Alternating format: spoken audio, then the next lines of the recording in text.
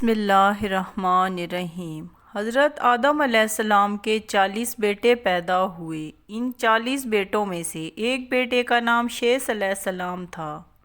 ہر ولادت کے موقع پر 2 بیٹے اکٹھے پیدا ہوتے تھے، لیکن حضرت شیث علیہ السلام تنہا پیدا ہوئے۔ ان کے ساتھ کوئی جڑواں بھائی نہیں تھا۔ حضرت آدم علیہ السلام نے اپنے 40 بیٹوں میں سے اپنا نائب حضرت شیث علیہ السلام کو بنایا۔ جب قابیل نے اپنے بھائی حابیل کو قتل کیا تو وہ ڈر کر نرم زمین کی طرف بھاگ گیا اور وہیں پر آباد ہو گیا۔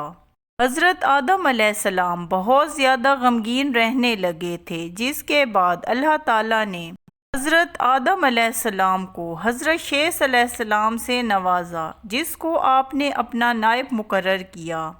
قابیل کے ہاں ایک نئی نسل پروان چڑھی۔ فحاشی اور عریانی ان کے ہاں عام تھی، فتنہ اور سرکشی ان کے ہاں عام تھی۔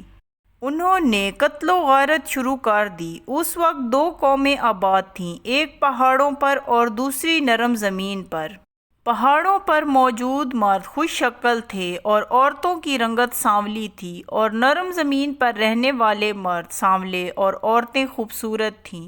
شیطان انسانی شکل میں ان کے درمیان آباد ہوا اور نرم زمین والوں کو بہکانے لگا۔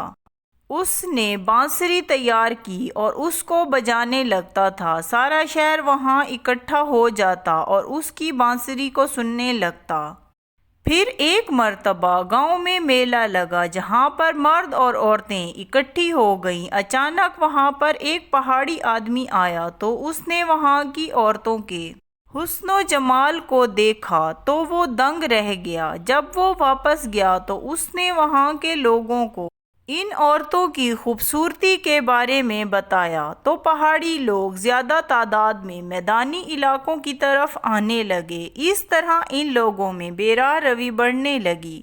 حضرت ابن عباس فرماتے ہیں، ان لوگوں نے اپنی حرکتوں کی وجہ سے زمین پر فساد برپا کر رکھا تھا۔ حضرت شیث علیہ السلام اپنی قوم کے لوگوں کو سمجھاتے رہے، لیکن یہ لوگ باز نہ آئے، یہاں تک کہ حضرت شیث علیہ السلام کی قوم میں بہت تھوڑے لوگ رہ گئے اور قابیل کی قوم بڑھتی چلی گئی۔ حضرت آدم علیہ السلام جب وفات پانے لگے تو انہوں نے اپنی اولاد سے جنت کے پھل کھانے کی فرمائش کی، تو سب جنت کے پھل کی تلاش میں چلے گئے، لیکن حضرت شیث علیہ السلام آپ کے پاس موجود تھے۔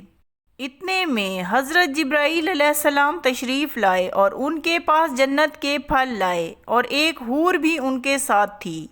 جب حضرت آدم علیہ السلام نے اس کے بارے میں پوچھا تو جبرائیل علیہ السلام نے فرمایا کہ اللہ تعالیٰ نے آپ کی تمام اولاد کو جوڑے کی شکل میں پیدا کیا، لیکن شیث علیہ السلام کا کوئی جوڑا نہیں تھا، اس لیے اللہ تعالیٰ نے جنت سے ان کے لیے حور بھیجی ہے۔